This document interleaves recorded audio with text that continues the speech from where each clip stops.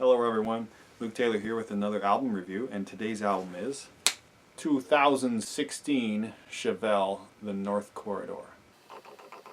So if you know me, you know Chevelle's one of my favorite bands of all time and one of the most important bands to me, and that brings us to their latest studio album, The North Corridor, from 2016.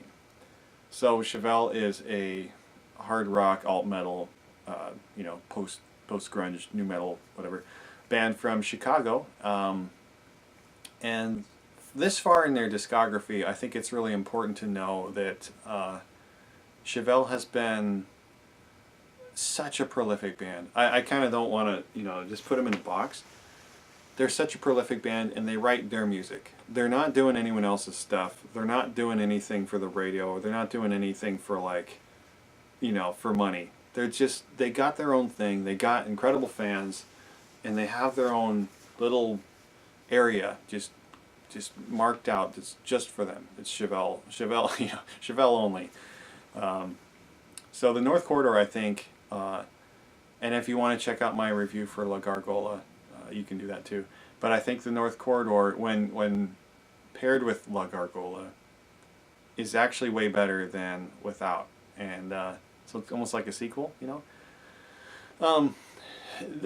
Chevelle's sense of inspiration is always a kind of an enigmatic thing, so it's kind of abstract at times. So if you read too much into the songs, you might miss the point. But the music is the music, and the thing about this record, it's their third record with Evil Joe Barresi. The last three, they've done the last three together. I think they found a perfect fit with Joe Barresi. Sci-Fi Crimes is my favorite record they've ever done, but the stuff they're doing with Joe Barresi now, I don't want it to stop. I think they're just really hitting a cool stride that, again, that makes them carve out a space that's all their own. And I think compared to La Gargola, I think it's kind of a spare, kind of a sparse record, but that's maybe kind of the point. If you think of it like I said in the last review, if you think of it like the third act in a movie, where you have the third act twist, or obviously they're inspired by horror films and some of these, urban legends and different stuff like that, or just life and just politics and different things that are going on nowadays. But if you look at it like a third act, it's a more subtle third act, and it's a more, I think it's more interesting that way when it's not such a big, grandiose explosion finale. The record does have kind of a sparse and spare flavor. It has kind of a toned down dryness that I appreciate, because the last record was so big and had so much ambience, and so this kind of, it's almost like creepy, because you look at the album art and the kind of the monochromatic theme, and like the last one was very red, and very bloody and very dark, and had like a kind of a beat to it, and then this one is kind of like metallic and silvery and just kind of like embossed almost. It just, the textures are different. So the band is hitting at kind of a subliminal, intelligent level, which is really cool. But that said, this has one of my favorite songs they've ever done, which is Omen Joyride.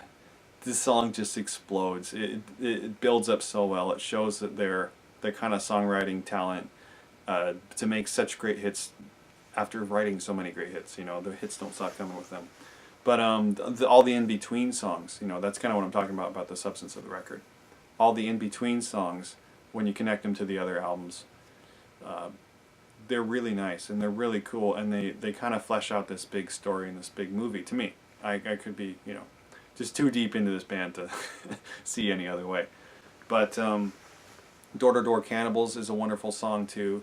Of course, I said Omen Joyride. The thing about Omen Joyride is it kind of brings me back to the earlier flavor of them, which is really cool.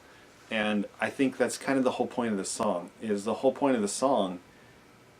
the lyrics is to enjoy that moment, and to not let those moments go. Not to think too much about the future, as far as like you're gonna let the future steal from the now. Enjoy the now.